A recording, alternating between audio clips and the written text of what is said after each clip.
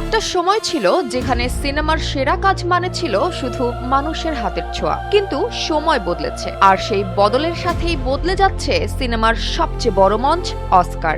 বিশ্বের সবচেয়ে মর্যাদাপূর্ণ চলচ্চিত্র পুরস্কার অস্কার, যার আয়োজক academy of motion picture arts and science, তারা এবার এই অস্কারে আনছে বড় ধরনের পরিবর্তন। 2027 সালের 99তম আসরকে সামনে রেখে নতুন নিয়মে বদলে যাচ্ছে পুরো মূল্যায়ন কাঠামো।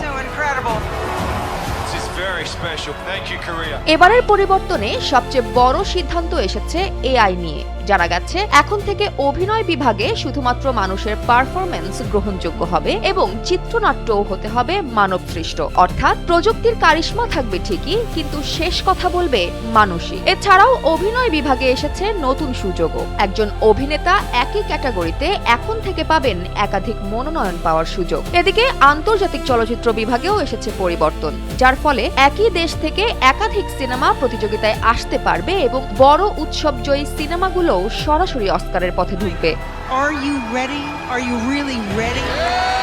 অন্যান্য বিভাগেও এসেছে নতুন কাঠামো। কাস্টিং বিভাগে সর্বোচ্চ 3 জন পুরস্কার পাবেন, যেখানে আগে কাস্টিং বিভাগের নিয়মটা ছিল একটু সীমিত। তখন সাধারণত সর্বোচ্চ 2 জন কাস্টিং ডিরেক্টরকে অস্কার দেওয়া হতো। এছাড়াও সিনেমাটোগ্রাফিতে থাকবে শর্টলিস্ট প্রক্রিয়া। সেখানে ভিজুয়াল ইফেক্টসে ভোট দিতে হলে নির্দিষ্ট ফুটেজ দেখা বাধ্যতামূলক। এদিকে মেকআপ বিভাগে থাকবে বাধ্যতামূলক আলোচনার অংশগ্রহণ।